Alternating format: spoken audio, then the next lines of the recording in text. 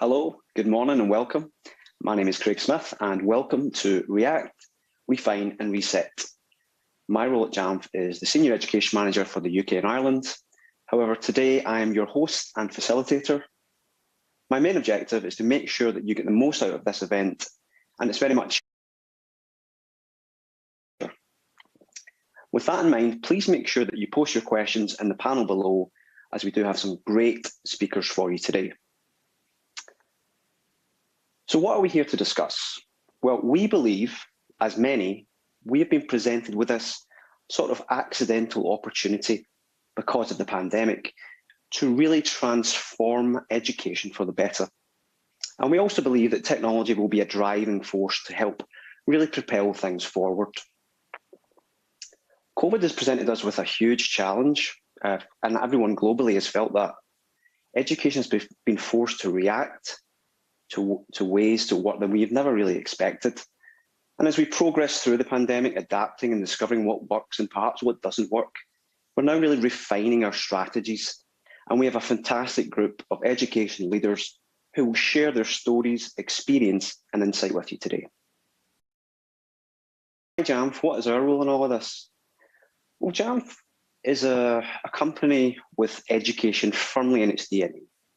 We were actually born in the University of Wisconsin with a desire to easily help get Apple technology into the hands of students and teachers. And that ethos remains absolutely true today, and I'm very proud to say that Jamf empowers over 11 million learners and teachers with Apple technology. So without further ado, I'd like to introduce you to my colleague actually, and our first guest, Webb. Aaron, good morning. Morning, Craig. How are we doing? I'm good, thank you. I see we got the memo and we've sort of dressed the same, so we're very much on company brand this morning, which is fantastic. So Aaron, you recently joined Jamf, but until very recently, you were working within education, and in fact, have worked on a number of interesting projects with Apple technology. A little bit about your background and some of the projects that you've worked on.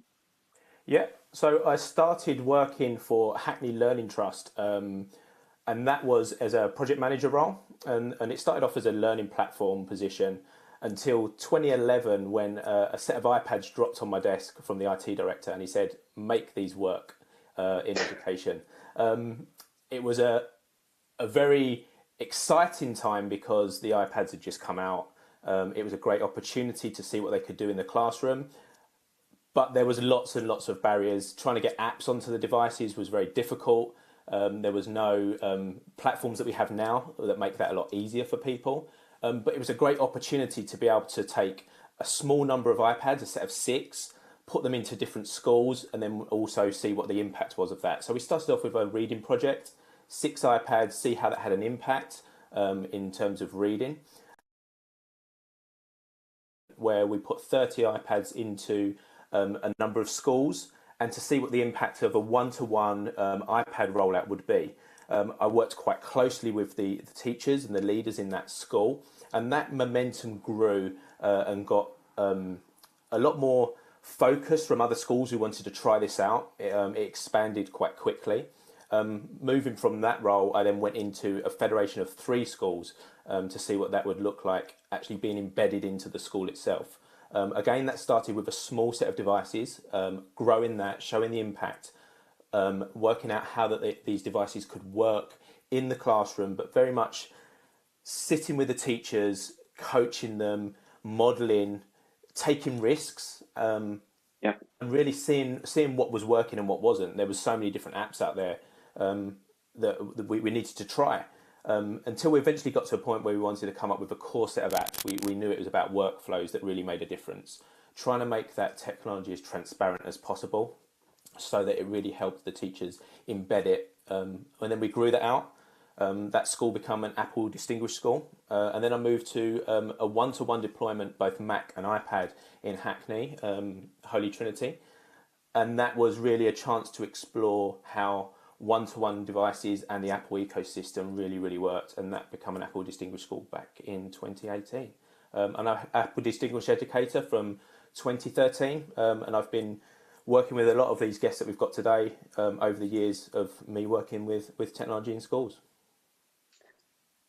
Some great points there, and I'm sure we'll dig into some of this during the panel discussion and the Q&A, but I definitely want to pick back up on that point around a core set of apps and workflows, and I think that will be really key for a lot of people that are considering how they move things forward now as they work to maybe a blended approach as we sort of come out of the pandemic and look for new opportunities. A point to pick up on there, you mentioned that you've worked with a number of today's panelists, and one thing they have in common, at least, is they have all led or are currently leading one-to-one iPad deployments, iPad programs across their sort of respected institutions. So Aaron, I'll come back to you in a little while. Thanks very much for sharing at the moment, but we're now going to introduce our next guest. So Abdul, I believe you're on the line. Hi everyone, how you doing? Hi Craig, how are you?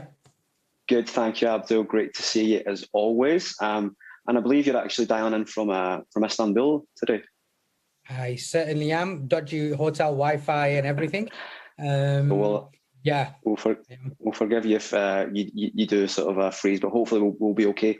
But Abdul, you and I have known each other for many years now, and probably people that know you will know you for some of the one-to-one iPad learning programs. And I know you were always keen to say these are not technology programs; they're all about teaching and learning, and that was always at the forefront of why you did anything with technology. But for people that maybe don't know you, I wonder if you could just give us a little bit of sort of your history, and then actually I'd be really keen to talk about what you're doing right now.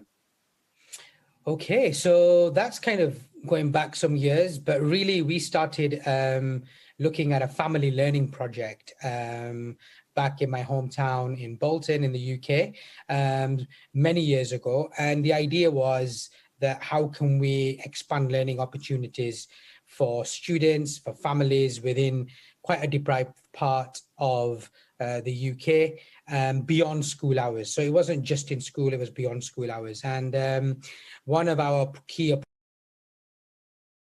technology to give access to students and families, not just when they're in school, but when they're outside school. So that was probably the first large-scale project of its kind. And I kind of then went on to support other schools, other organizations as well. I was part of a school that was founded on these same principles, again, in my hometown as well.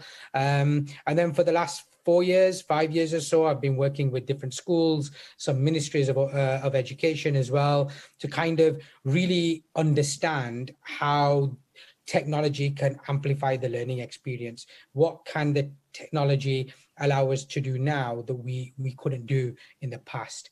And, you know, that's then kind of brought me on to kind of working with a variety of different organizations. And more recently, I've been working quite closely with Shobi, and I'm currently the Vice President of Learning at Shobi, and that's allowing me to have even more conversations about how technology can be massively influential for teaching and learning.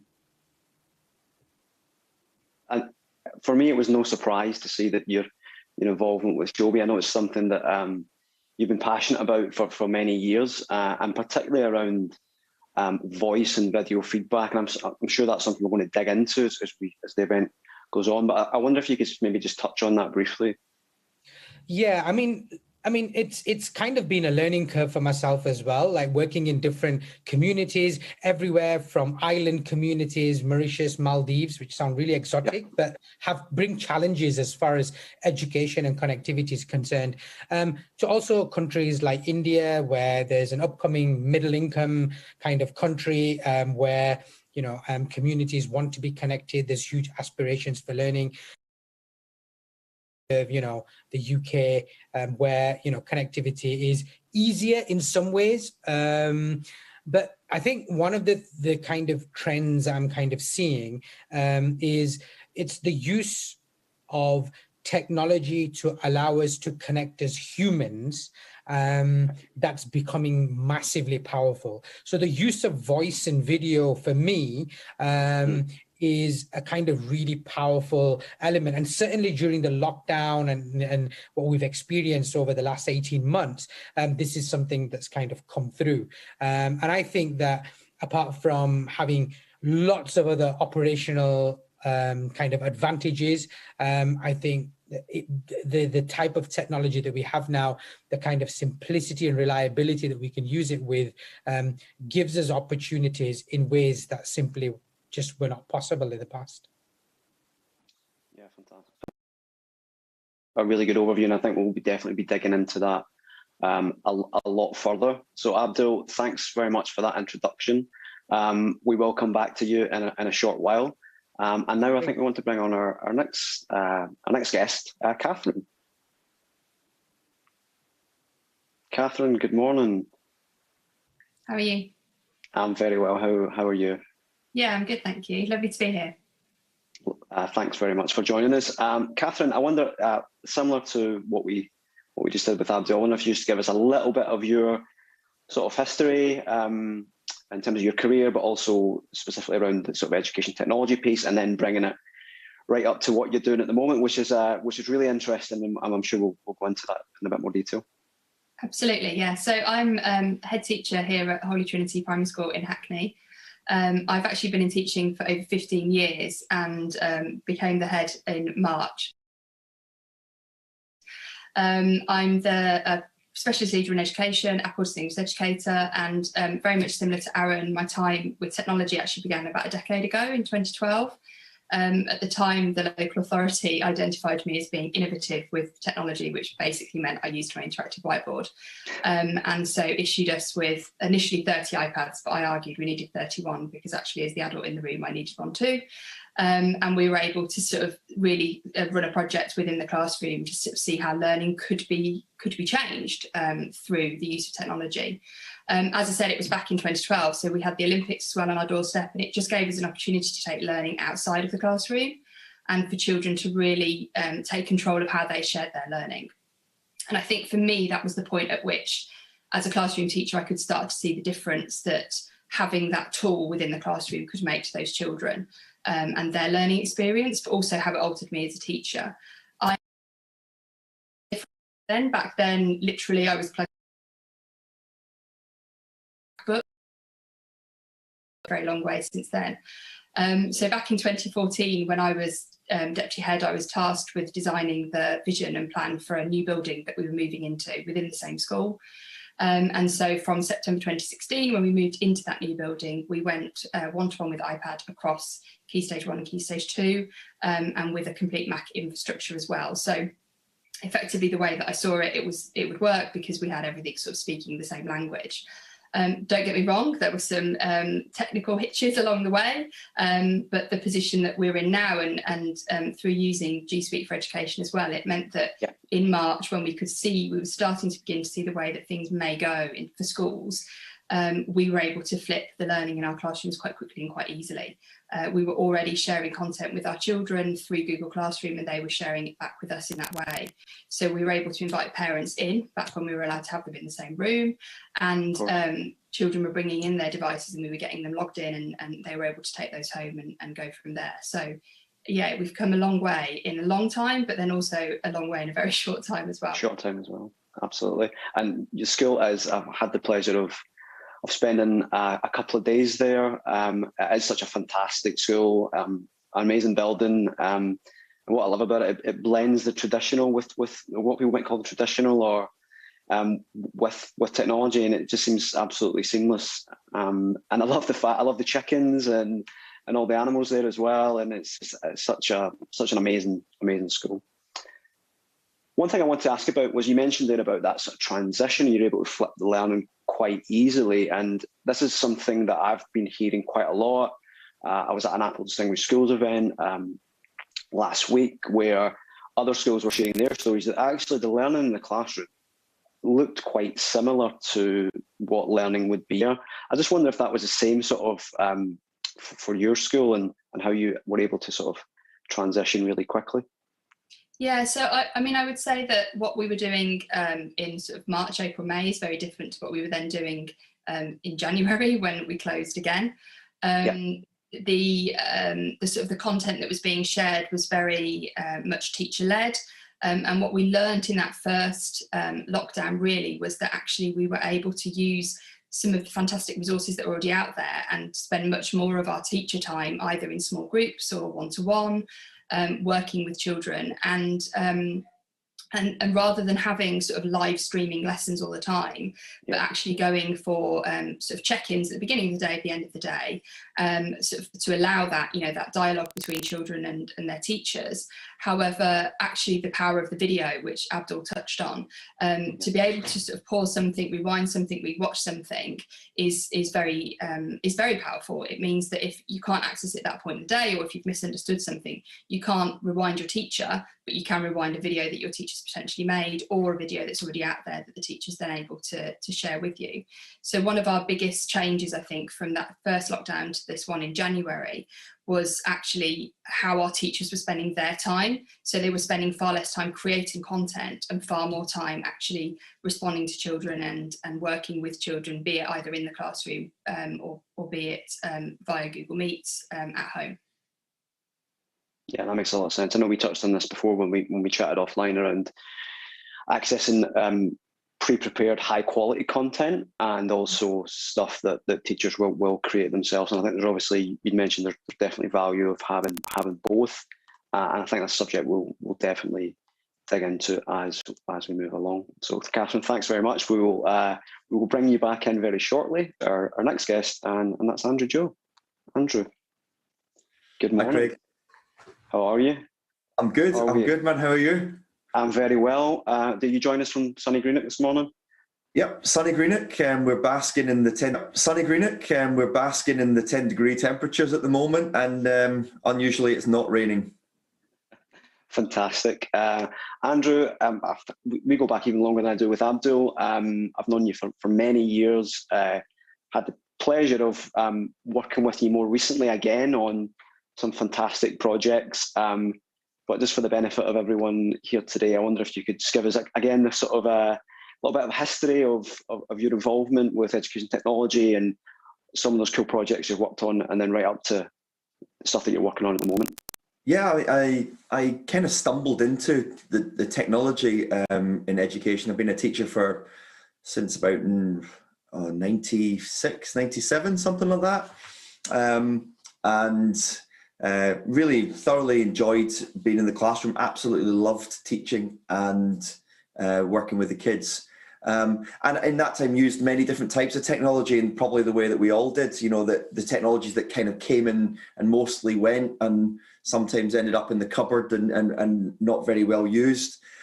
And in 2010, we planned to do a one-to-one program with iPod, actually, in the school that I was working in, and there was a number of kind of staff that had very significant kind of queries about the significance of that, and whether or not it would actually be a valuable thing to do, and the size of the keyboard and all that stuff. And weeks after the discussion around about that, Apple in California announced the iPad for the first time, and it was a groundbreaking moment. It really was, because we were looking at the world outside the classroom and our school, and we were seeing kids starting to kind of like interact with mobile technology and have technology in their pockets in the form of phones and iPods. And that for us was the moment that it really came into the school in a big way, and we changed from having a room where you went to do technology, or you kind of like, that's where you experience technology in the curriculum really, to a much more personal approach. And it made a transformational difference. And to me as a teacher, it made an enormous difference. I just saw something that I'd never seen before in terms of the power and the potential impact of technology in the classroom, and how engaging it was for young people to pick up a tool that was so deeply connected to their culture and the world around them, and actually bring it to the heart of learning. And that was really the start of my journey. And I kind of came out of the classroom part-time. I began to do projects in various parts of the world and support education events in various parts of EMEA. And more recently then, ultimately, and very, very happily really began to work on large-scale projects in Scotland, where obviously I'm from. So that being Glasgow, which is a project that covers all 300 schools in Glasgow initially. It's a one-to-one project, one of the largest, I think, in Europe. And then more recently in the Scottish Borders, which is a place I'd never really been to. I've probably driven through it, but never really visited or been to before, until a couple of years ago.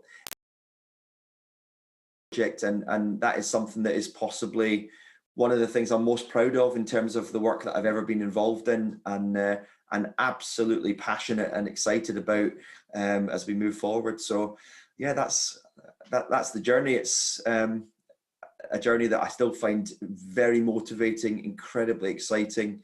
And I think these kind of conversations we're having now are conversations which kind of form part of a tipping point, really, especially with the impact of the pandemic. From a global perspective, I think conversations around about technology and education have gone from almost being part of a side conversation, and now are very much at the forefront of all of our thoughts around what does education look like for our children, our grandchildren, and generations to come. So yeah, it's a very, very rewarding and exciting part of life to be involved in. Definitely. Couple of points to pick up on there. It was interesting talking about the iPod Touch. And I remember Abdul actually, at one of his former schools, they did sort of proceed with an iPod Touch, but this was pre-iPad, of course, but saw a lot of the potential there of things like the App Store and being able to record your voice. And just as you say, having the internet and a device in your pocket that was sort of multimodal, that could do so many different things. But I think, as you say, when the iPad came out, particularly the iPad 2, when they added the camera, and I think that's when people really grasped hold of it. And I like that you said your sort of passion for learning, that's something that's a passion for teaching. It's something that's always remained true. I remember an event that we did back in the Apple Store many years ago, and Andrew had like a whole huge audience of teachers singing along with, we were doing like some sort of garage band thing, I think, and I can't remember what we were singing. It was all lang syne. I can remember it, but I'm not going to give you a rendition. No, I won't ask you for that. Don't Nobody signed up for that. No, absolutely not. That's not the content we're here for. But yeah, and then right up to today, Scottish Borders at Glasgow, two really interesting programs. Something that we're involved in as well, and it's been fantastic to really work with everyone involved in those programs. Of course, with yourself. And important to point out that these are all sort of pre-pandemic. These were not our response to this. Wasn't, oh, we should do this because of. Yeah, and actually that's changed the narrative massively for us. I mean, obviously, serious and important questions, are asked when you do a project that is ultimately as expensive as some of the projects that I've been involved in. People are like, well, you need to show value there, and quite rightly. But obviously the narrative has changed significantly over the course of the past year, really due to the impact of the pandemic. And you know, we were concerned all along to make sure that we had, you know, equity of access to the same great tools for learning for everybody, irrespective of your background, your postcode, what your parents do for a living, how many devices you might have in your home. So delivering that equity has been absolutely pivotal to what education's looked like in these particular areas over the past year. So yeah, and in that sense, Craig, very rewarding. Although, like you say, it was never done as a kind of response to the pandemic. It was much more about future thinking and thinking about the world in which these young people ultimately need to thrive. That we put these projects in place in the first place. Yeah, absolutely. I think it just sort of underscores the importance of it now that we're in this sort of COVID or post-COVID world, hopefully shortly. That on the sort of, you mentioned sort of budget side there, and we've obviously seen governments around the world almost sort of you know, just writing blank checks for and which is fantastic to see. Do you think or do you hope that the budget conversation will not go away, because it's always going to be there, but it'll be less of a concern because money will be either prioritized or made available? I mean, I suppose I'm a little nervous around that whole this kind of response thing, and not because I think, I mean, obviously technology has been fundamentally necessary over the past year, and it's been necessary to provide that, especially in situations where, you know, there are numbers of young people that are vulnerable and don't have access to ultimately to learning. So, you know, fundamentally important. I think where we just need to, as best as we can, to be careful is the strategic element that underpins that technology. And like I said at the beginning, you know, I've seen many examples of technology come and go through my hands as a teacher in the classroom, and really come and go with very little kind of like impact, really.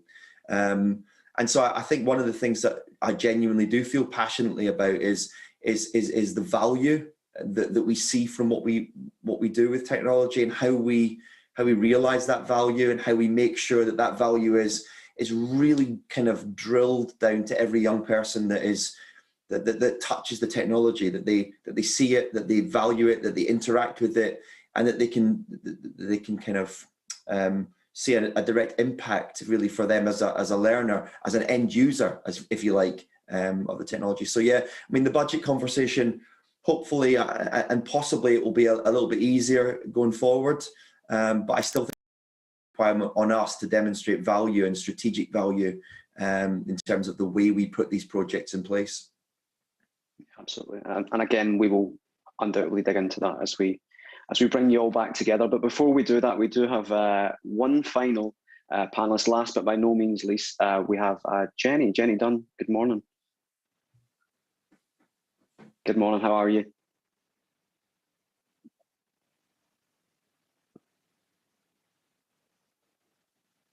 I'm good, thank you. How are you? Hi, yeah, very well, and thanks very much for joining us, Jenny. I will ask you, as I've done with other panelists, just to give us a little bit of sort of history of your career, how you got sort of involved in education technology, and your role at the moment, and how you're using technology. Okay, so I'm the Executive Director of Learning for Newbridge Multi-Academy Trust, and we are a collection of schools, and all of our schools cater for young people with SEND, and there's a huge spectrum. We have young people on the autistic spectrum who are non-verbal, all the way up to young people who are capable of achieving GCSEs. We have schools that cater for young people with profound and multiple learning difficulties, and young people who have social, emotional and mental health needs. So we've got a huge range of young people within our organisation with a vast range of needs. I've been teaching within the SEND sector for 15 years and within education for 21 years. And as it was said previously, I've seen technology come, go, been part of successes and failures. And I think it's really important, the journey we've taken, if we've had failures, we've reflected on them and then looked at how can we make it a success. So we did start a project and it failed. And when we unpicked it, it was because we hadn't got that clear vision, we hadn't got the infrastructure, we hadn't got the CPD all wrapped around that for it to work. So we really, really reflected on that. And about 5 years ago, our CEO went over to America and was working with some contacts with Apple, saw some great projects. He came back and said, you've got 18 months to get one-to-one into every single school. We want iPads in every young person's hand and every teacher and TA's hand, and we want to really use it to enhance that teaching and learning. So we undertook the project and we rolled it out at schools at different points so that we could learn from each school's journey and enhance and make it smoother into each school as it came along. It has been a really, really exciting journey. I've learned from things that have gone right, we've reflected, we've engaged and built partnerships with people to make sure that the heart of the technology really does enhance teaching and learning. We look at teaching and learning in a real holistic way. So yes, we've got the academic side that is crucial and that's what we do. But also at the heart of it is what does that look like for life, that lifelong learning and the world our young people are living in and are going to live in when they move on from us. So that's a little bit about sort of the history of how we sort of set it all up. I will touch on the here and now. So in March, when the pandemic struck, we were at a great advantage that all of our young people had been using one-to-one, had been using iPads in school with their teachers, with their TAs. We hadn't thought about what this would look like at home. So when we got told we were closing, we sent every young person home with their iPad, and then we set about what did we need to do to make sure teaching and learning could still happen at home, and there was that engagement of every single young person. And again, that was a huge task because of the range of needs of all of our young people. We very, very quickly met as a team, and we got communications out to families on how they could support their young person and how the iPad was going to allow them to engage in teaching and learning. We tried lots of things, and paramount was safety and safeguarding of our young people. So we needed a platform that we could stream videos, that we could do live lessons, that we could have that face-to-face conversation with young people and their families. And we did lots of research very quickly, and our IT teams were amazing in doing the back research, whilst teachers were able to carry on teaching and TAs supporting young people, albeit virtually. And we did end up going with Shobi, and the reason for that is we felt we had control and we were able to safeguard our young people. As soon as we invested in the Shobi Pro, we were able to start doing live lessons and videos, and it really opened up that teaching and learning to the next level. It wasn't just sending work home and receiving work back in school. It was that pure engagement factor of videos and live lessons. It's pretty much been the same in this lockdown, apart from our schools weren't closed. So all young people with an EHCP had a place in school, and we were roughly working on 50-50. So 50% of our young people in, 50% choosing to stay at home. That was family wishes, or they were shielding. And we set about that. All lessons were remote. Whether you were in school or you were at home, you would receive the same lesson, live lesson, via the iPads. And again, that was hugely successful. And we've had really, really positive feedback from all of our families. We've had huge successes with our young people with social, emotional, mental health, who find it really hard to engage at 8:30 in the morning. But when we were doing live lessons at 10 and 10:30, they were online and they were engaging. So again, something we really, really need to reflect on. Another success is a small reading project that we've done that's had a huge impact on some of our primary school children. And the teacher who's leading that is actually shielding at the moment, but she's working from home and still continuing the reading project whilst the young people are back in school. And previously, if a member of staff was off or at home for a reason, it would have been really difficult for them to have an impact in school and in the classroom. So that's been a huge success.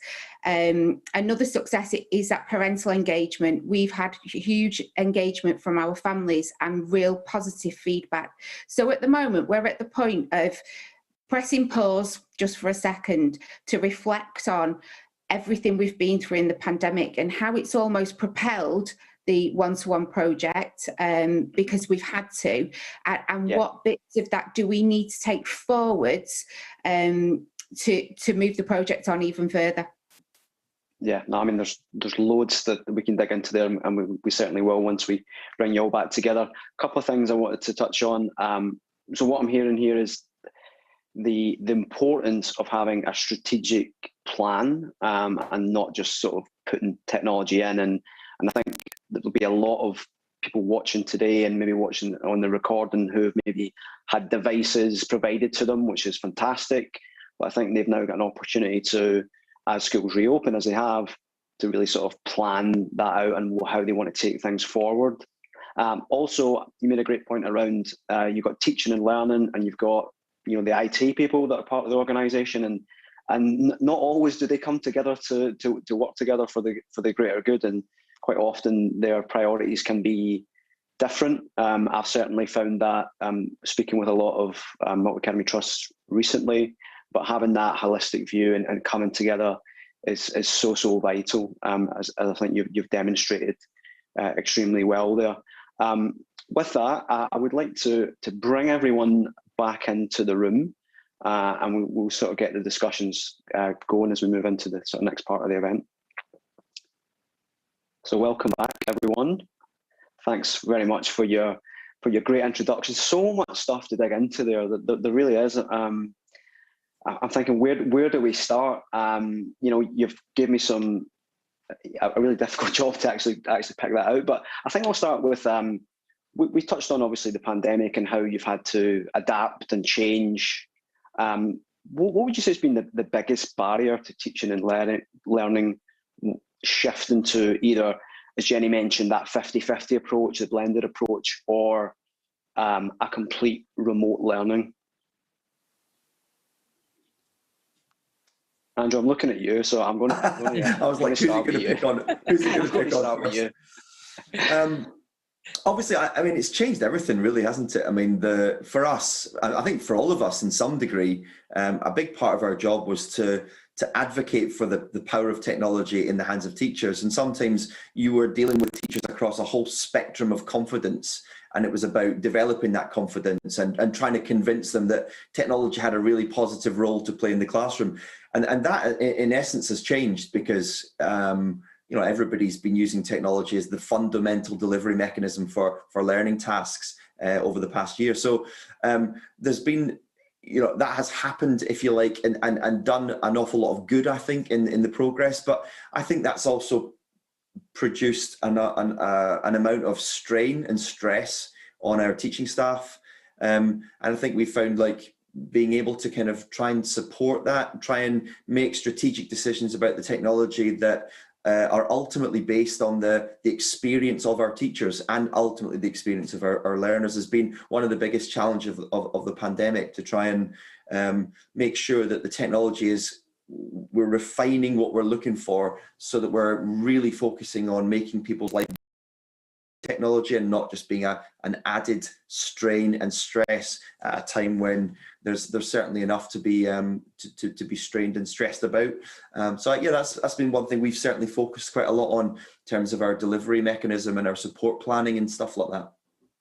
And would you share any particular methodologies that you've approached or implemented in terms of CPD or teacher confidence training, that sort of side of things? Yeah, some of it is very much linked to the fundamentals of our program, and I work with an amazing team of people at the moment in the Inspire Learning program who are all fully kind of committed to the impact of this. But simple things like we talk about how sometimes in a world where a lot of the technology that we have in essence is good technology, in the sense that we're doing this via a kind of Zoom.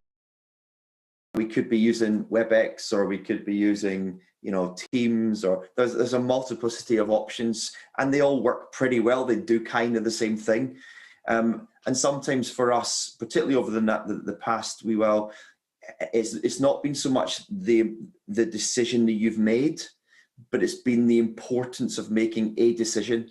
So not just having the kind of like doors open, do whatever you like kind of approach, but actually having a really strategic kind of like, okay, what we're going to do and what will make people's lives genuinely easier. So, in Scotland, we have a national learning framework in GLOW that all of our teachers are part of, and we've very much looked at trying to leverage the power of that. We've got all of our, in the Borders example, we've got all of our 1,500 odd staff enrolled in our Schoolhouse professional development program. We're offering a kind of weekly diet, effectively, of sessions on that, and they're tiered so that we've got a sort of skilled builder sessions, which are really about how do you actually do the things with the apps that you're wanting to use, and how do you do that. And then we've got developing delivery sessions, which are more pedagogy focused and look at the impact on learners and how to kind of best practice, really. And then we've got a set of kind of masterclass sessions that we're running with other schools that are doing similar projects and maybe are a little bit further down the line, to kind of really look and interrogate and dig down into how do we achieve best practice in some of these things. So I think you can maybe see something of that example of the importance of a strategic element that's focused on the end user. And I think it was actually Steve Jobs that talked about starting with the end user and working back to the technology, not the other way around. And we very much take that approach in the projects that I've been involved in. What do we want the experience to be for the teacher, for the end user? And that's never been more important than it has been over the course of the past year. Yeah, absolutely. And to pick up on your point, it's the importance of almost nailing your flag to the mast to say this is what we are going to use, and then having that consistency across the board so that everyone's on the same boat. We're all using the same thing. We can help each other. Jenny, you mentioned Showbiz, your delivery mechanism. Catherine, you also mentioned about Google Classroom. So all we're using different things. Would you agree with that sort of statement? Has that been an advantage for you? Yeah, I think we had to make that decision really soon on, and we wanted one platform that we knew our young people were already using Showbiz, so they knew how to use it. But we had to nail our colours to the mast and say this is what we're using, because people were exploring different things. And my main concern with that was, actually, young people have got more than one teacher, and if one teacher's using Teams and one teacher's using Zoom and one teacher's using Showbiz, it complicates that whole experience of teaching and learning. Yeah, that's a great point. Catherine, is there something you would agree with as well in your experience? Yeah, absolutely. And I'd say that we'd again sort of started that prior to the pandemic. So we'd already identified that you come into a school as a new teacher and there are so many different things you need to learn. So the more that you can streamline systems, the more that you can streamline where people are going for things or how people are doing things, the better, which is where we'd gone down the Google Classroom route. I would say the biggest change, though, when the pandemic came in was that, and again, the difference from the first one to the second one. So the first one, we had created blended learning classrooms for each classroom. So everything was posted in one place. But we were also doing the same for staff. So where we were sharing stuff around mental health and wellbeing, that was again done through a Google Classroom that the teachers and the staff were members of, or children, I suppose, of. And then we did the same with parents. So we were able to share pretty much all of our content through that one platform. And it just made it simple, where there was already so much going on, people already sort of scrabbling around to try and understand what was happening. To have all of that coming through one stream just made sense and worked. Yeah, and again, sort of going back to that sort of core set of apps, when we have teachers join us, when we are using the technology, trying to learn all the different things at once never works. So we've always had that sort of core set of 7 that are predominantly for delivery, that we spend a lot of time with our staff working around on how to use and how to utilise within the classroom. And again, then it meant that when the pandemic hit, we were able to sort of, people were confident using those. So although all of a sudden they were having to teach from home, or they were having to teach from school to children who were at home, they were in a position where, apart from that aspect of it, a lot of what they were doing wasn't new. And again, coming back to parents, it left them feeling more confident because they just knew everything was in one place. Then this time round, rather than doing that blended learning where we had one classroom, we actually stuck to the classrooms that already existed. So we had, English, we had maths, we had science, geography, etc. And again, the reason behind that this time was that actually what we were saying was, right, now we know this has happened again, it may happen again in the future, and what we want to be able to do is ensure that if we've got children at home shielding, families who are having to isolate, that actually they know that when they're doing maths, they go to the maths classroom and it's very much the same experience that they would be getting in the classroom. And that made a difference, I think, in terms of how the children were interacting within their learning, but also then the engagement that we had from home, because it was just so straightforward. Yeah, I love that. It's almost what happens in the classroom is what's happening at home, and it's very, very similar. A point to pick up on there, you mentioned about parents. I did want to ask about how has parents reacted in terms of obviously the school closures, but remote learning, and I know a lot of parents who've maybe not had as much support from schools. How has your parents in your institutions reacted to that remote learning, and what's the feedback been like from parents, and how are you engaging them? And I'll put that one to Jenny. We've had really, really positive feedback. The first lockdown, we had to support a lot of our families in how to access the technology as the parents were unsure and unable to, and lots of our staff did phone calls and explained how to switch the and what all the functions were.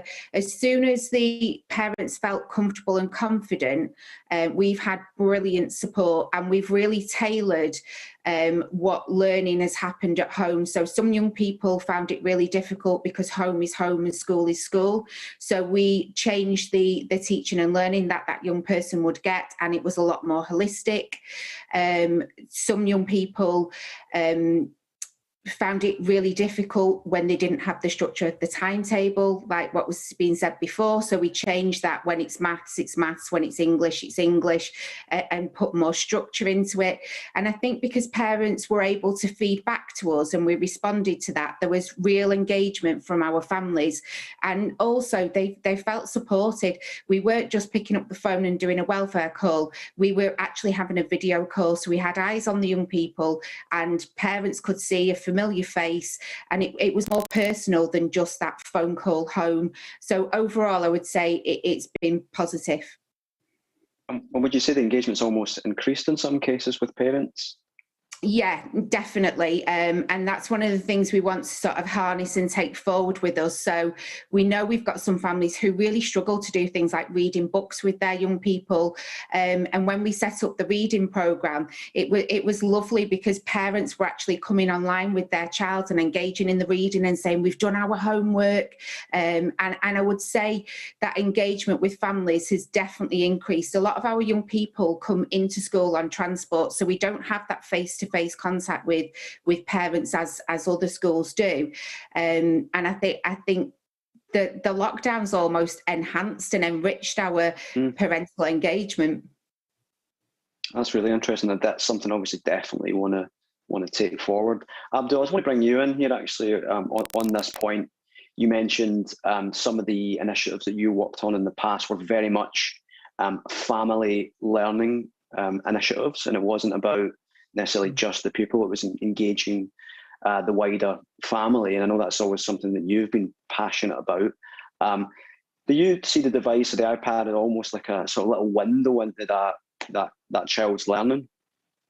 Yeah, absolutely. I mean, it's kind of been really fascinating listening to everyone here around this. I think one of the things that definitely the idea of mobile technology, and I'm making a distinction between mobile technology and say portable technology, is that the fact that devices are going home, the fact that switching them on is just really quick. You're not kind of waiting for ages to things to boot up and log in and all that kind of stuff, means that the speed of access to information is a lot faster. You're not waiting around and so on. And what we then begin to see is that the way in which you kind of design that learning experience becomes such that parents can get involved, families can get involved without the typical frustrations of technology. And I think going back to what everybody else was saying around,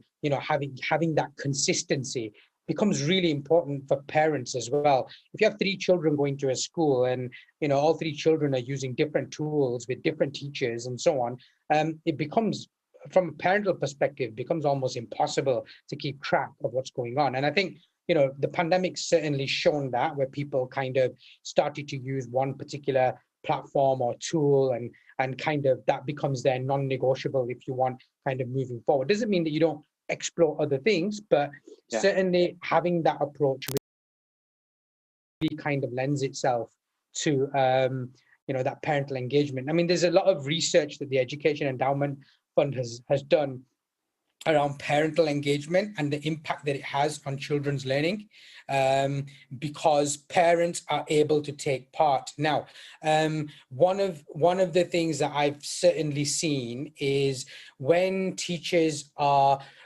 kind of creating resources like model tutorials and things like that are just there, simple explanations that would normally happen in the classroom, but now they're captured and they're available not just for the student to watch as many times as they want, but the fact that parents can see how the teacher did long division and can support their child at home and have a meaningful conversation without all the frustrations, actually that can have significant impact on a variety of things, including how much progress that child makes. Relationships between the school, how parents feel towards what the school is doing, the relationship between the teacher, students, and parents, all of these things can get impacted significantly. So I think that consistency is definitely key. I think getting to a point where the school strategically understands which tools are we using and why are we using them. And I think that there's a lot of research that's been done in education about, what makes good learning, what is learning, and so on. There's a lot of things that are out there. Actually, there's a lot of technology that exists that can superimpose itself on top of that research and really kind of add significant value to that. So we've seen a plethora of technology tools that allow for screen recording, and the fact that you could capture things and, the teacher's voice and explanations there. So suddenly we went from, having, death by PowerPoint, just slides after slides after slides, where actually you can take the PowerPoint, you can take a keynote presentation and suddenly turn it into a video with the teacher's voice and explanation and that screen recording element. Very simple to do, but then it's available for family, parents to be able to use. Now, where this becomes powerful is when it then becomes a non-negotiable. We know it works. We know it's making a difference. Does it now become part of our policy? Does it now become part of something that is how we're going to work and so on? And I think that's when we begin to see really effective use of technology. It's powering learning, it's powering communities, it's making people feel that actually there's a meaningful approach to this, rather than, hey, it's just an add-on for something. It's actually is the essence of learning, really. And that's where, you know, we're kind of beginning to kind of, you know, access students that have those learning difficulties, students that, you know, might be on the gifted and talented spectrum and kind of really need to be pushed on even further, and so on. I think that there's the whole opportunity and the whole kind of strategic approach to technology can now be significantly different. And certainly in my work at the moment, a lot of the leadership teams, certainly over the last 2 weeks of my travels that I've been speaking to, it's all been about the strategic development. What happens now after COVID? What are the great things that we've learned that we now need to kind of, you know, make as part of our kind of DNA? You know, it's got to be part of the way in which we use technology moving forward, and so on. So I think some really powerful lessons learned, but certainly from a family and parental engagement perspective, I'd probably argue that we probably have not seen the level of parental engagement in education in the way in which we've actually seen it over, that we've been forced into over the last 18 months. And there's some great examples of, you know, great practice that actually we can keep, and there's lessons to be learned we can continue developing moving forward. Yeah, great, some great points there as well, Abdul. Thanks for sharing. I think to a point you made around the power of sort of teacher-created content, it's a teacher's voice, it's a teacher in the video, and to come back something to Catherine that you mentioned around trying to strike that balance between teachers spending time making content and teachers actually spending time engaging with those pupils. Catherine, I wonder if I could bring you back in on that point and just how you're approaching, how you've managed to try and strike that balance. Yeah, so we had sort of, as is in the same way we would do when it's, you know, normal school, we have people who are sort of checking in with lessons and seeing how things are going. And what we found was that there were some really amazing videos that were being made by some of our teachers. However, they were spending huge amounts of time on them. And actually, in terms of their children's learning, we know that it's the marking, it's the feedback, it's those discussions that you're having with the children that actually have a much bigger impact on their learning. So what we did was to approach using tools, using resources that were already out there. So for example, White Rose, we were able to use some of their videos, that then those children were able to get that learning. They could still do that pause, rewind, rewatch, all those things that were very powerful, but actually more time was spent by teachers, whether it was creating Google quizzes that then they could use to sort of check in on children's learning very quickly, but also time to sort of then have those one-to-ones, those meetings with children in sort of more of a teaching style. It was much more flipped learning. So we were getting children's feedback. They were completing the work, and then we were able to sort of assess, analyze, and then respond back to that. Interestingly, though, referring back to what Abdul was saying about teachers and adults creating content, what I love about the fact that children have these devices is that you almost get to see inside their minds in a way that actually, if you've got them using pen and paper, you can't in the same way. Some amazing opportunities to sort of, if they hit record as they're thinking, even if they're not talking, you can see what they're creating in front of them.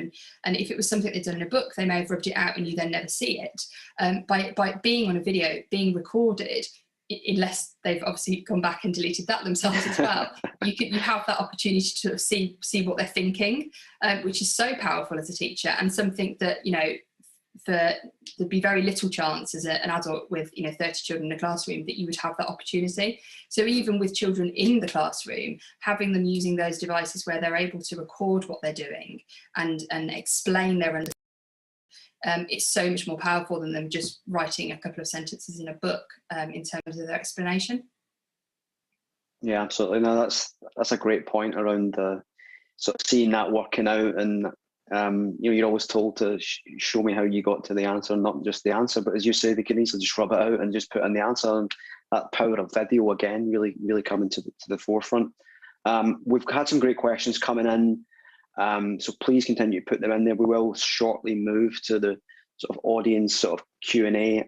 Keep putting your questions in there. We will get to them. Don't worry. We're not ignoring you. I will stick to my objective to make this interactive. I promise you. I promise you that. In terms of like, I kind of ask if you like, what would you like to see of technology companies, software providers, people that are making these tools? Is there anything that you've kind of come across through the, I wish we had something that did this? If you're one kind of big ask, Andrew, I think I know you're kind of looking away, but I'm going to bring you in on this one. We've not heard from you for a while. It's a massive question.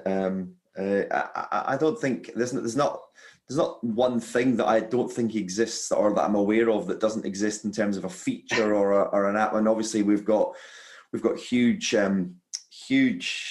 powerful tools now in augmented reality recently kind of coming online and becoming available, and I think becoming increasingly relevant as well. So, you know, there's a lot of elements of that I'm very excited about what the next few years looks like. So I suppose it's not so much a feature or an app. I think it's more generally, I think, and you can see it with tools like Shobi, and there's a fundamental commitment to simplicity.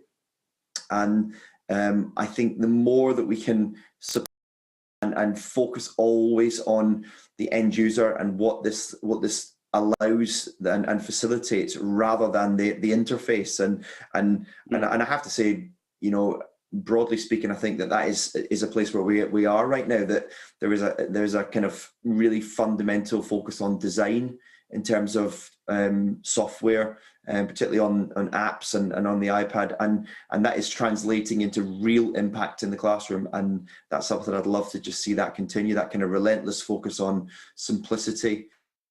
And the way that you can just get to what you want to do without kind of like having to fight your way through the actual interface of what it is you're looking for. Technology has now been democratized to the point where it belongs to the world, and you shouldn't need a specific kind of techno geek kind of tag or personality even to use it. And so I suppose that would be what I would be looking for going forward. And I suppose to kind of flip that question, do you think that there's a danger that there's too much out there, and you know, we can't see the wood for the trees because there's just this kind of tsunami of EdTech and free trials and try your thing, and we think it's amazing and it's going to help you. And I guess it kind of goes back to the point that you all made around core set of apps, nailing your colours to the mast, as Jenny said, and really making a decision like you mentioned, Andrew. I think it's really important. So I think we move into the last sort of half hour now. I want to sort of move on to the audience questions. There's some great ones coming in. We will try and get through as much of them as we can, but feel free to keep putting them in there. I'm going to start with this one because I think this encapsulates exactly what we're here to discuss brilliantly. So thanks whoever put this one in. The question is, reflection and review are just as important as ensuring you have a plan at the start. So my question was, you know, as you have reflected and reviewing some of the methodologies you've been using during pandemic, and as we move back into the kind of normal, what are the things that you want to keep doing and doing more of, and maybe some of the things that you think, well, actually that served the purpose when we were in a fully remote environment, but it's probably not something we're going to focus on. I think, Jenny, I'll pose that question to you first of all, if I may. Yeah, I said before, we've kind of taken a moment just to pause, to do that reflection. We know there are certain things we definitely want to take forward. So the we definitely want to take forward the videoing of teaching, and the reason for that, if we've got young people who are at home not because of COVID, because they're poorly, having that bank of videos for morning routines and attention autism, families have told us that makes a huge difference to that young person's life, and almost opens a window up to the family members on how our staff work with their child, and has a huge impact. So we are going to carry on on with those videos, and having banks of those with familiar staff, familiar voices that can support families when their young person is off for whatever reason. We're definitely going to look at how we keep iPads going home. So before the pandemic, iPads stayed in school and they weren't shared with home. That was something that we were really trying to figure out. And I think the pandemic has forced us to do that, and we want to still be able to do that. There's lots of things, and I think it's really important. It is that reflection. There are definitely key things. One is around our social, emotional, mental health learners. They engage better at 10:30. So actually, do we look at the start of the day? Do they have to be in school for 8:30? Later in the morning and finishing later in the afternoon if we've got that engagement? Yeah, I love that. And actually, I remember hearing from someone before, someone you'll know, Abdul, Bill, talking about how children's brains don't tend to wake up to about 10 o'clock, but here we have them sitting in the classroom at 8:30, 9 o'clock. So great point. Andrew, I'll pose the same question to you. Is there things that you will probably do more of as a result of, or less of even? Yes, it's a fantastic question, and actually it's one we're asking ourselves right now.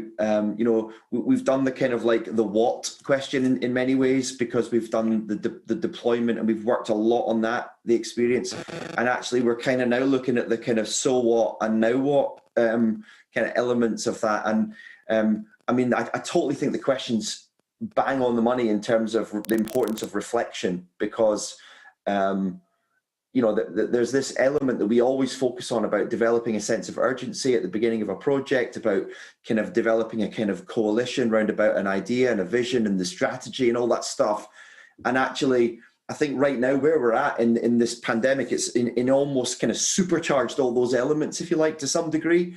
And the question now is about how do we maintain that? Because if we let that momentum sort of drop, then the research says essentially that to gain that momentum again around that same sort of core vision is very difficult. And at a time when teachers are going back to school and there are other elements kind of re-entering the education landscape, if you like, there is a huge challenge for us, and it requires us to reflect on what we've done well, what we want to keep, and how we kind of take that forward. And we're talking about our professional learning right now in the Borders, and essentially looking at, well, we've designed a professional learning environment for the world that has been in existence for the past year, and actually that's not going to be the same world in the next year. And how do we look at that and reevaluate that and reflect on what's worked, and how do we bring that forward? And I think people will all be talking about a blend, the ability, and especially if you're in a rural economy like the Borders, a rural location, that importance of not asking people to travel needlessly when it's just as easy to join, and to be able to pick up ideas and watch them in your own time and watch them back, and be as flexible as we can to support the teaching staff, but at the same time to value where it is important to kind of have that face-to-face contact, kind of get right down into the guts of something with people that are like-minded, to wrestle with complex ideas, and to kind of come out with a strategic plan. And I think and all of us, I guess, are in the same boat with that. It is about talking about how do we to reflect on what we've done and actually take that forward. And that process of reflection is something that we're engaged in right now.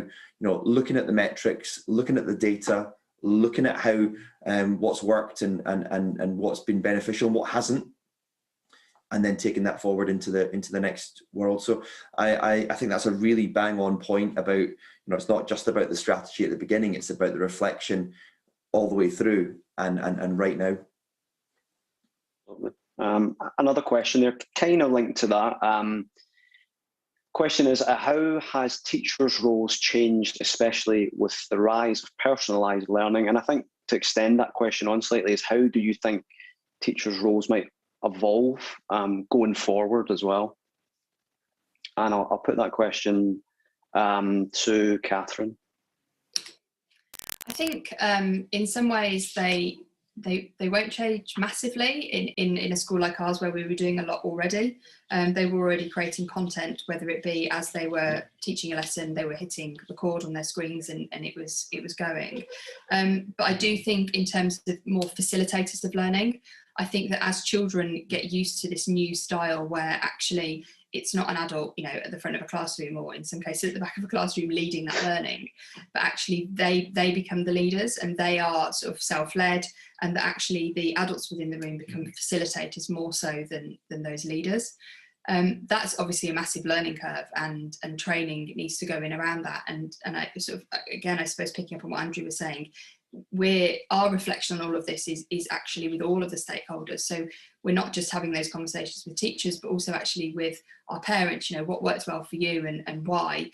We've noticed an increase in our governance attendance because actually being able to zoom in to a meeting is so much easier. But equally the pupils, actually, what works for you? What did you find beneficial? We've sat down and had some really interesting conversations with predominantly the older children who are able to reflect much better on what worked well, and sort of trying to change things to work for them. And that access to video where it is their teacher or it is something that they're used to seeing, provided that we regularly use, or equally that instant feedback. We use something called IXL. So for maths and our grammar, punctuation, those sorts of things, the children are able to get that. It's almost that gamification, that instant feedback on how you've got on, and okay, I've got it wrong, I'm going to try again. But as they're doing it, the feedback that they're getting is explaining it to them as well. So it's not just a case of right or wrong, but this is why it's wrong and this is how you do it. And teachers knowing that actually that doesn't always have to be them, but there are things out there that will do that for them, but then their role is monitoring that and is facilitating that learning and checking in with pupils and making sure that learning is being moved on. Thanks very much. Great answer there. Anyone else want to jump in on that? I do have sort of a follow-up question there as well, but I'll give you a couple of moments before Nope. Do you think... I think Craig, just to sorry, Abdul. Abdul, please. Add on to that. I think that just going back to that reflection piece, I feel like with the speed at which technology develops anyway, with the way in which we're kind of seeing, the EdTech industry change with new tools and new approaches coming out, I think that reflection piece is just going to be part of a continuous life cycle to the point, because we've always going to be at a point where we're going to have to look and reflect and think, what other tools are there now that allow me to do things better than what I'm doing at the moment? So I think that's something as part of a strategic approach to technology and education. It's something that it will always have to be revisited. Obviously, it's quite key now because of pandemic and the impact and everything that people have been through. But even when we're back to normal, if you want, it's something that's never really going to go away. And for an organization to be kind of effective, to be operationally efficient, that is going to have to be part of the kind of process moving forward. Absolutely. And then a sort of follow-on question is: do you think that children's expectations will have altered as a result of how learning has been delivered over the past year? And do you see that as a good thing? And Aaron, I'm going to bring you in here. I know we've not heard much from you today, so I'll welcome you to give your comments on that. Yeah, I think that the IT has a massive role to play. I think they need to be really closer aligned to what's happening in the classroom. The children have got these fantastic tools in their pocket. They're used to that, the quick speeds, access to all the information that they have at their fingertips. And I think it's IT to really be more about enabling what's happening in the classroom and not being a barrier. Getting out old laptops and they take ages to log on. Children expect so much more, and actually being outside of school and learning from home, they've probably had a really great seamless experience. And as more and more tools are being bolted on, IT streamlining that process for them, so it's one login, it just goes straight to the apps that they need. I think that's going to be really important to really have a closer vision and planning session. It's always driven by the why. It's about the teaching and learning, and IT should always enhance that and not be a barrier. Definitely. And then I guess from your perspective and your past roles, you have been someone that's helped implement technology, you've helped teachers implement technology into the classroom as well. And one of the questions that's got a lot of upvotes on there on the list is, well, and Aaron, I'll put this back to you. What's your best advice for teachers on overcoming the challenges of integrating technology into the classroom or whatever learning is happens to be taking place? I think it's about, again, going back to IT, there's nothing more frustrating than trying to do something in your classroom and it's not working. Things are not working as expected. There's always a time when it's not going to work. But actually trying to get that IT person to sort of shift their role and become a tech integrator and understand what you're doing, coming and joining into those lessons and actually experiencing what you want to achieve.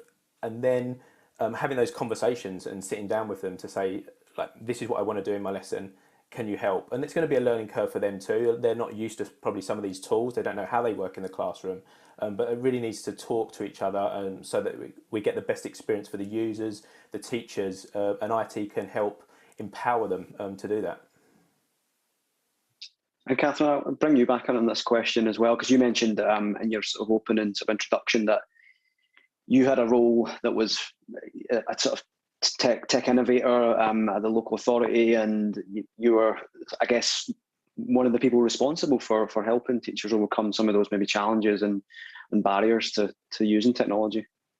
Yeah, I mean, one of my biggest things would be to say, don't try to do too much all at the same time, and also keep learning at the core of it, because actually if the learning gets lost, then irrelevant of the technology, the lesson's not going to go the way you want it to. I mean, I was a teacher in the classroom, sort of doing it and learning as I went. And I think that's sort of the other side of it as well, is that kind of just being open to giving it a go and knowing that there are going to be times when it might not work. And yeah, sort of trying to stick with one thing at a time. We were in a position where, as I said, we had 30 devices. I then had managed to get myself one as well. And I would just play, sort of see what I could do with things. And then I'd sort of have it as a small part of the lesson and integrate it slowly. I mean, we're in the position we're in now, but we're 10 years on from that point. So yeah. I know that everyone else has kind of had it fast forwarded because they've suddenly had to do it.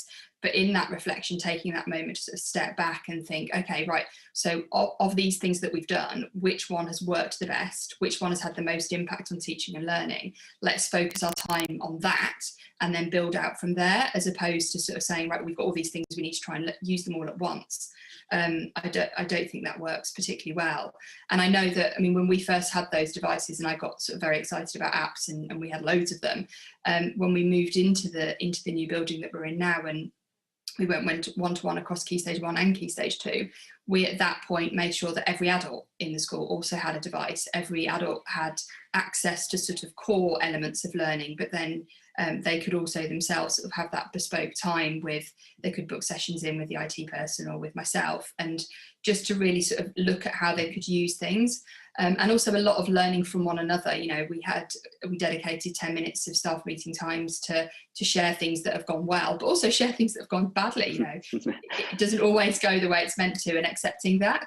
And yeah, it has worked very well for us, but it has been a very long journey. And I think that's the kind of key to this, is knowing that you're not going to get to that point in a year. It's going to take longer than that, and it's going to be a case of planning it out very carefully and very strategically. Yeah, that makes a lot of sense. And it's interesting that you mentioned about, I want 31 devices and having your own device. And it just seems like an obvious thing, but I've seen so many examples of where the teacher had to go and pick one out of the car, just the same as the students. And it's probably still happens to this day. And also teaching assistants, and you mentioned all adults having a device. And I believe that's something that you've all ethos you've all had. On the sort of CPD side, there's a question, Jenny, specifically for you.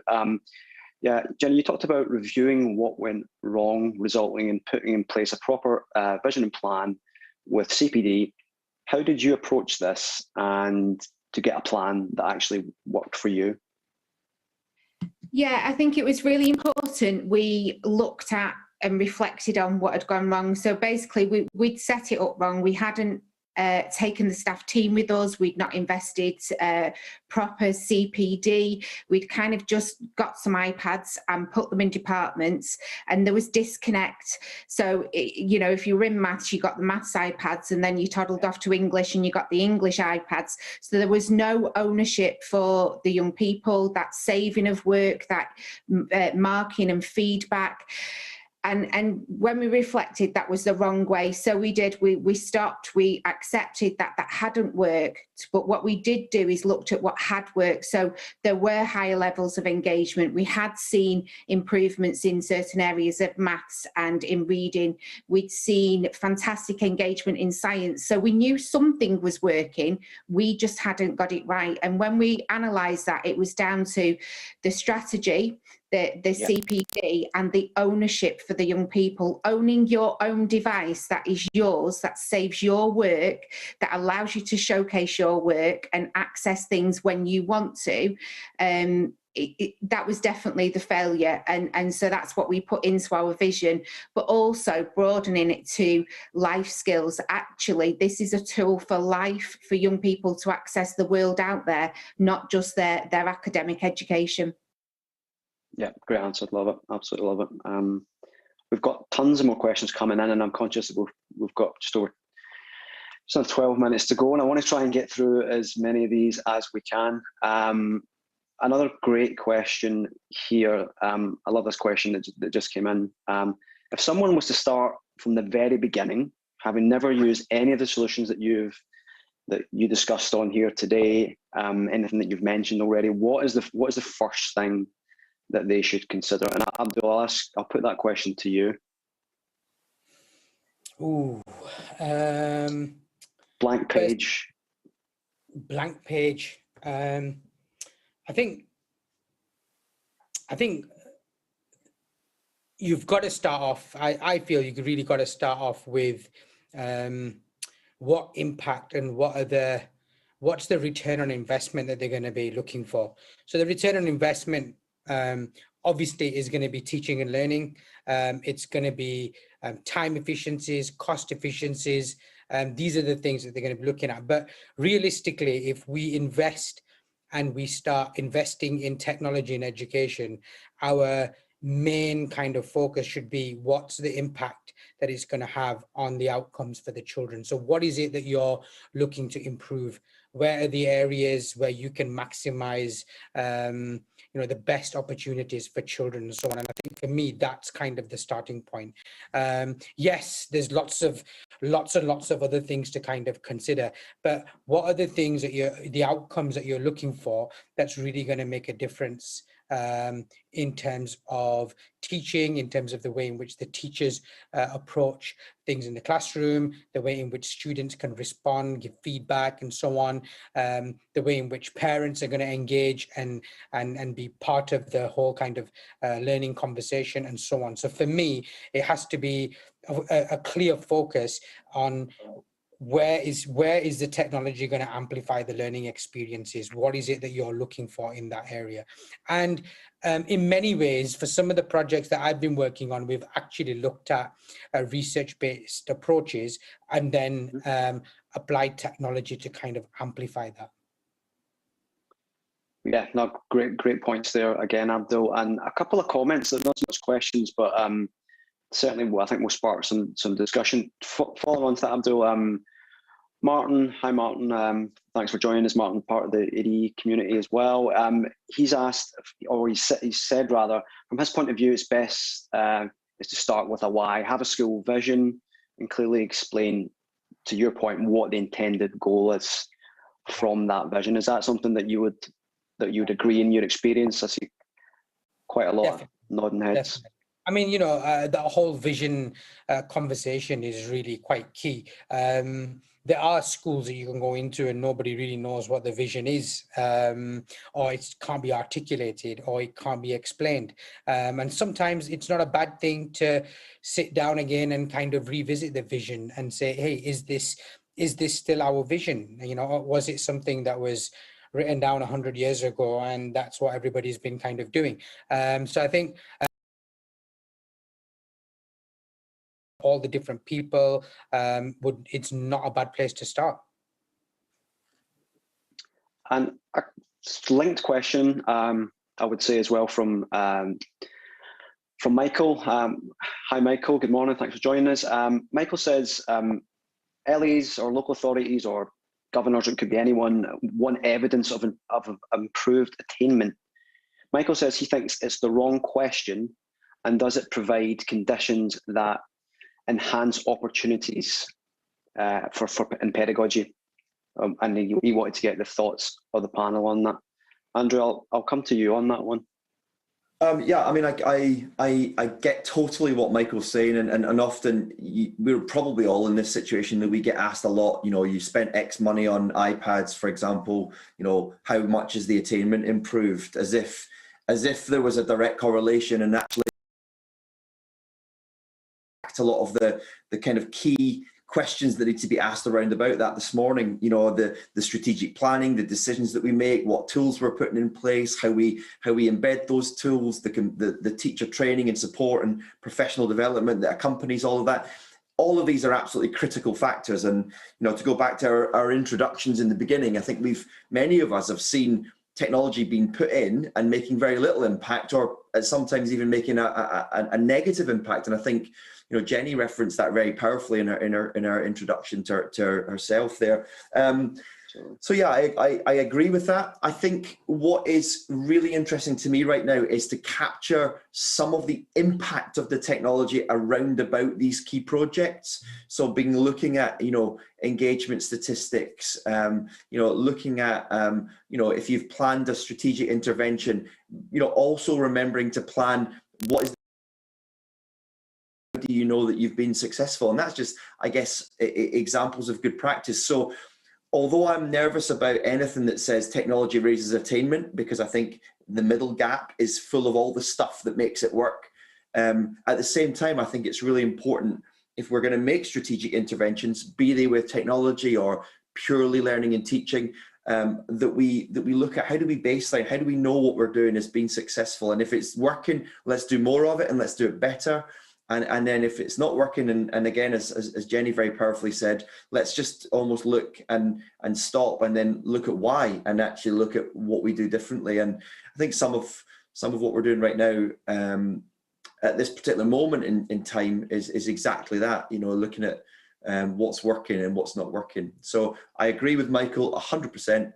And yeah, I think there's some very powerful data out there now to look at why technology works and how it works best, for example, in education. Craig, if I can just come in on that one. Of course, Abdul, yeah. I think when I think sometimes board members or people are asking that question, I think there's a degree of education potentially that's needed at that level, because, you know, it's, at the end of the day, technology, software, hardware, whatever it is, the devices, the objects, you know, just by putting them in, you cannot say suddenly everything's going to be better or worse. Just like having tables and chairs in a room doesn't necessarily mean that results are going to go up or down. I think fundamentally what matters is the quality of teaching and learning that happens in the classroom, and that's really important to understand, and stakeholders to kind of understand that. Yes, if you equip you know, teachers with great tools and great training, and you invest in them, then the likelihood of, you know, great outcomes is going to be higher. And if we fail to invest in those things, then actually that can also have impact as well. So I think that question does come up from time to time, certainly with organizations that I work with, but I think it's important to kind of set expectations and get people to understand where technology fits in. And I think what Andrew said, absolutely right. It's not a case of, everyone's looking for, hey, we put devices in and suddenly, hey, the results went up. Well, the results could have gone up for lots of different things and have nothing to do with the technology. So I think it's important to kind of understand the whole kind of approach to this and set expectations for stakeholders as well. Yeah, no, great point again, Abdul. And I think we've got about 3 minutes left. I think I want to end on probably a big question. So we probably won't get time to completely solve this or answer this question, but we'll certainly try in the time we've got left. So the question is, and the comment was, thanks for an interesting conversation. Looking ahead to the future, what types of technology do you all predict will become essential in the next few years? And I guess I'll sort of add on to the end of that. And what do you think learning will look like within, say, the next 2 years? Let's not look ahead too far. And Jenny, I'll bring you in on this one. Technology develops really, really quickly. So the answer of what it'll look like in 2 years, I honestly don't know. I think it will continue to enrich teaching and learning. Interesting thing for me is in the classroom, it's very much changed in a teacher stood at the front and young people sat down learning. Teachers sometimes have that subject knowledge, but not the knowledge of the devices. And our staff are really comfortable that actually a young person in the classroom knows their way around that device or that app much better than them. So we've seen lots of co-teaching with our young people, and that's really empowered them. And I want to look at actually the reversal of where we have been previous to this. But I have no idea where it'll go in 2 years. It's amazing how far it's come in this year during the pandemic, but I certainly think it's not going away and it will become better and smaller. I won't say bigger because everything seems to get smaller. Yeah, we had that for a while. Phones got bigger, now they're getting smaller again. Andrew, any comment to make on that? We have in the Inspire Learning Programme in the Borders, we have kind of 4 key pillars, if you like. One is personalisation, mobility, collaboration, and excellence. And I think in terms of where technology is likely to go, and what I'll certainly be looking for in terms of technology moving forward is very much an alignment to those kind of key principles for education. Increasing ability to personalise and to provide a personalised approach to learning. Mobility is going to be absolutely key. We can see that we need to be able to learn and engage in learning activities from anywhere, be that your home, your classroom, an art gallery, the sports field, wherever. Collaboration, obviously, again, has been critical for us over these past few months, and excellence. I still think that young people deserve devices that they want to learn on, and I think that's a powerful element still. So those 4 things to me are critical moving forward, and whatever the technology looks and feels like, I think for us, it needs to align to those kind of key priorities. Great. Big question, not one we're going to solve for today. So we're almost at the end of today's session. So I just want to thank everyone who joined, especially those that asked questions. Apologies if we didn't get round to answering all of your questions. I really want to say a huge thanks to all our panelists. Thanks to Aaron, to Abdul, Catherine, Andrew, and Jenny. Thanks so much for sharing your insight, your experiences. I've certainly learned a lot, and I'm sure those that joined in today or watching on the recording will have learned too. So thanks once again, and we'll connect with you again soon. Thanks. Thanks, Craig.